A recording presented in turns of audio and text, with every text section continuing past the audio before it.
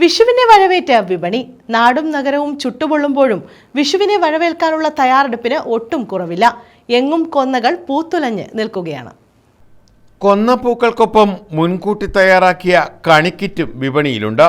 ആപ്പിളും മുന്തിരിയും ഓറഞ്ചും പൈനാപ്പിളുമെല്ലാം വിപണിയിൽ വിഷുക്കണി ഒരുക്കാനായി തയ്യാറാക്കിയിട്ടുണ്ട്. വിഷുചന്തകളിൽ 160 രൂപ മുതൽ വിഷുക്കിറ്റ് റെഡിയാണ്. ഹോർട്ടികോർപ്പ് വിപണികളിൽ വിഷുവിന് ആവശ്യമായ കണിവെള്ളരിയും മത്തനും പൈനാപ്പിളും എത്തിയിട്ടുണ്ട്. കണിവെള്ളരിക്ക് കൊല്ലത്ത് 35 രൂപയാണ് കിലോയ്ക്ക് വില. 35 രൂപയ്ക്ക് ഡിസ്കോ മത്തനും 50 രൂപയ്ക്ക് മാങ്ങയും 55 രൂപയ്ക്ക് പൈനാപ്പിളും ലഭ്യമാണ്.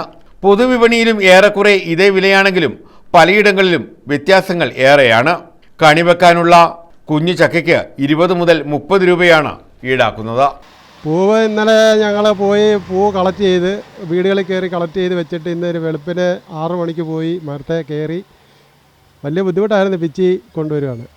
ഈ വിഷുവിന് മുമ്പേ 1 മാസത്തിന് മുമ്പേ കൊന്ന പൂ പിടിക്കുമായിരുന്നു. പിടിച്ച് ഈ ഒരു മഴ വന്നപ്പോഴത്തേക്ക് ഇതെല്ലാം പൊഴിഞ്ഞു പോയി. പൊഴിഞ്ഞു പോയിട്ട് രണ്ടാമത് പിടിച്ച് വരുന്ന പൂവാണിത്. രണ്ടാമത് പിടിച്ചതാണിത്. ഒരാഴ്ചയ്ക്ക് മുമ്പ് പിരിഞ്ഞ പൂവാണ്. വിൽപ്പന നമ്മൾ ഇവിടെ കഴിഞ്ഞ വർഷം പോലാണ് വിഷുവിന് കിറ്റ് കൊടുക്കാൻ തുടങ്ങിയത്. അപ്പോൾ ഈ കഴിഞ്ഞ കൊല്ലം നമുക്ക് 10, 125, 150 കിറ്റിന് മേളിൽ പോയി. അപ്പോൾ ഈ പ്രാവശ്യം ഞങ്ങൾ അത് പ്രതീക്ഷിച്ചാണ് ഈ പ്രാവശ്യം ഞങ്ങൾ ഈ കിറ്റ് ഒരുക്കിയത്.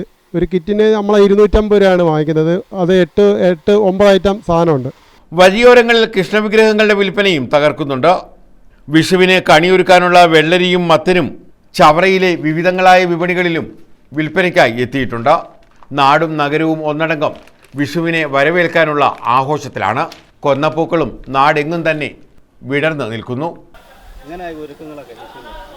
വിഷുവിന് ഇപ്രാവശ്യം നമ്മൾ ഒരാഴ്ച മുമ്പേ സാധനങ്ങളൊക്കെ എല്ലാം വന്നു തുടങ്ങി. എല്ലാ പ്രാവശ്യത്തെ പോലെ നമുക്ക് അത്ര വിലകളൊന്നുമില്ല. കഴിഞ്ഞ ട്രിപ്പൊക്കെ കണിമത്തനും വെള്ളരിക്കൊക്കെ നല്ല വിലയായിരുന്നു. പൈനാപ്പിളൊക്കെ. പക്ഷേ ഇപ്രാവശ്യം എല്ലാം വളരെ ചീപ്പാണ്. നമ്മൾ കിറ്റായിട്ടൊന്നും കൊടുക്കുന്നില്ല. ഓരോ സാധനങ്ങളും തൂക്കിയുള്ള ഇതാണ് ചെയ്യുന്നത്. കിറ്റ് കൊടുക്കുമ്പോൾ കസ്റ്റമർക്ക് ആവശ്യമുള്ള സാധനങ്ങൾ ചിലപ്പം കൂടുതലും കുറവൊക്കെ വരാം. ഇതാകുമ്പോൾ ലാഭമാണ് തൂക്കി വാങ്ങിക്കുന്നത്. ഒരു ഐറ്റം തൂക്കി വാങ്ങിക്കുന്ന ലാഭമാണ്. News bureau, Chavara.